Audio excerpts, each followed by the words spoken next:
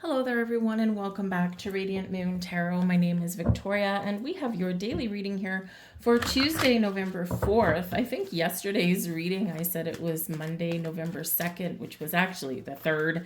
I had a rough weekend here, guys. I had a very, very, very sick kitty cat, so she ended up on IV over the weekend in the vet, and so she's very much on the mend now, and she's parked herself right beside me here. So my days just got the date of the week got a little bit mixed up. So here we are back on track for the 4th of November, and we do have a couple of planetary shifts here today. So we do have a couple planets that are changing signs today. First off, we've got the moon. All right, the moon, yes, okay.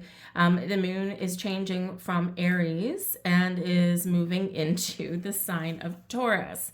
So money matters may be at the forefront of your mind. You might be, assessing how you're feeling about how you make your money or what you do with your day. The moon can represent our subconscious. It can represent how we feel about things, right? It can also represent deep insights, right? Our intuition is heightened with the moon energy. So something about our intuition and our money, our possessions, our resources, or even just our feelings and our habits centering around money or the things that we buy or possess. Some of you might be feeling a little bit sentimental today, right? When the moon goes into Taurus, right? And, sometimes an object isn't necessarily just an object, right? Sometimes there's deep sentimental value and meaning behind something. So, some of you could be, maybe doing something like cleaning house, or perhaps you're getting ready for the holiday season, the silly season that's coming up fairly quickly here. And you might be unearthing some items that just give you a little bit of a memory boost somewhere there. So you could be a little bit nostalgic in some of that energy today. But we also do have Mars, okay, Mars, our warrior planet there, moving into the sign of Sagittarius. Very fiery, very passionate energy. So this can be a day to do something that you're passionate about.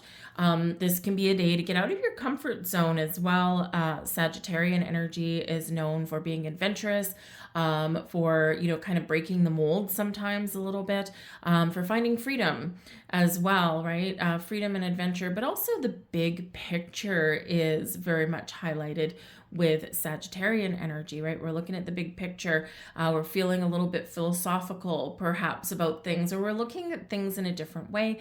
You may also be seeking out the truth. Saggy energy is a seeker of truth, right? Aquarian energy is very similar in that regard. It's like, don't lie to me, boy. So, there could be something there where you're discovering some truths, or you're feeling like you need to take some action to figure out what's really going on. So it can be a little bit of an exciting energy there for you. So there could be something exciting going on with your money, or you might be moving forward and gaining traction on something that you've started that can, bring you some fulfillment, or maybe bring you some riches. So you just never know. But let's see what we've got for you here today. We've got the Ace of Winter, and would you look at that? Clarity and the truth. All right. So the Ace of Winter it's the Ace of Swords. All right. And it can be some new information coming in. It's also a reminder to not be derailed by things that are coming up along your way. Trust in your ability to clear the path to find the answers that you need, and to, maybe even in some cases, look at things a little bit differently. This is about our communication as well. So, and new ways to communicate, or communicating with new people. All right. But the need to communicate very clearly is here. So it is a big yes card, right? The Ace of Swords can help us to cut away things that aren't helping us anymore, whether they're our thoughts, our feelings, our habits, right? But it can also bring in those new perspectives, those new ideas, right? And, again, sometimes those answers that we've been looking for, but also the truth there. So it is a big yes card. So So if you've been wondering the answer to something, yes, you can make change. Yes, you can do something new, or yes, you can resolve a challenge. So it can be really positive and really exciting.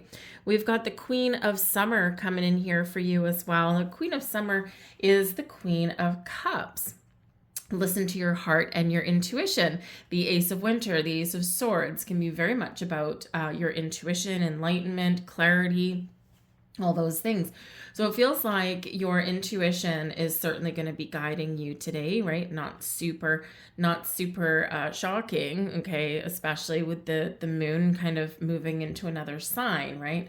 So really listen to your intuition, listen to your heart, pay attention to any red flags. But this Queen of Summer energy, can represent doing something that you love, right? Or taking a kind, compassionate approach when dealing with people today. Okay, opening your heart to something here as well for you. Okay, embracing love can be the way forward for you with something. Okay, with the Ace of Winter and the Queen of Summer, just gonna say some of you may meet somebody new, okay, or maybe even reconnect with someone you haven't seen for a long time, and there's love in the air, okay, whether it's platonic friend kind of love, or whether it's passionate romantic kind of love. It's either way, it's a good vibe all around.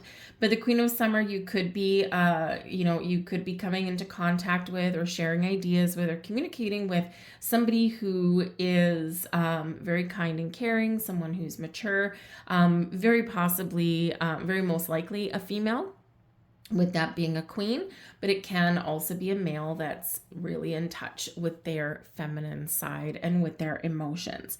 It does also bring up some creative energies here for you as well. So, like I said already, some of you might be, embracing something that you love to do, or learning something new, right? Remember, we are heading into Mercury retrograde, so it's not necessarily something that is like life altering, or something that is a big career change or something. It can just be something quiet, something that this feeds my soul, right? So a creative project that feeds your soul, or gets your creative juices flowing. It's your creative outlet, right? Perhaps you share this passion, and you share this with another person, or they might teach you something. When the moon goes into Sagittarius energy, Sagittarius rules the 9th house of learning, of the higher mind. And so you might be inclined to learn something new, but not for any kind of benefit other than it's fun. And when's the last time you got a chance to do that? And maybe either you've got a friend, or you might meet new people through that avenue. We've got the King of Winter here as well. So the King of Winter, we do have masculine and feminine energy coming in here today, okay, with the Queen and the King.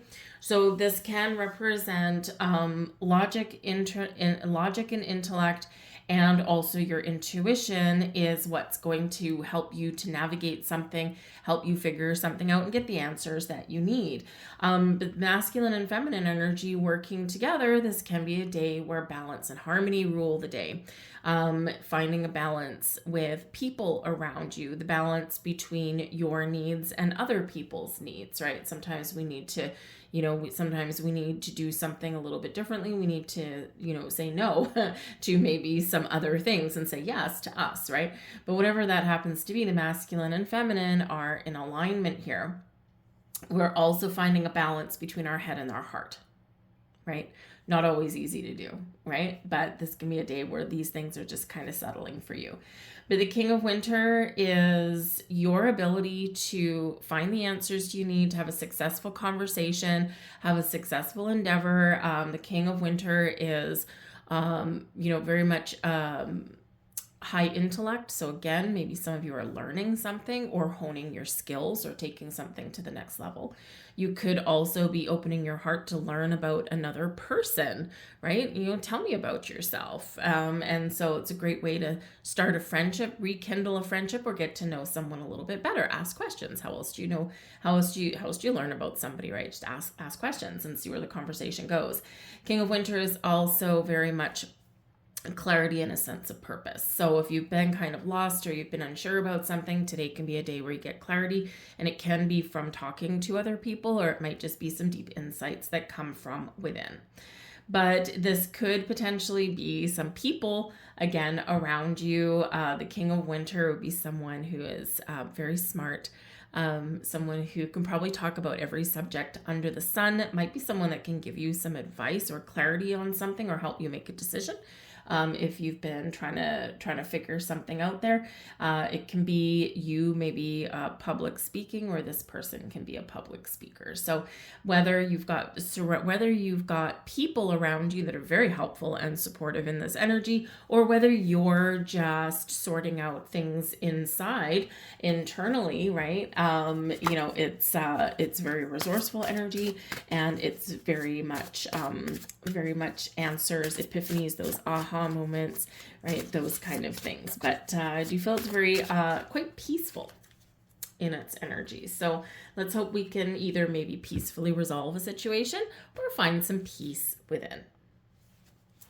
Let's get a message from your fairy godmother, and we've got Mother Nature. So your magical little fairy godmother is encouraging you to embrace nature in some way.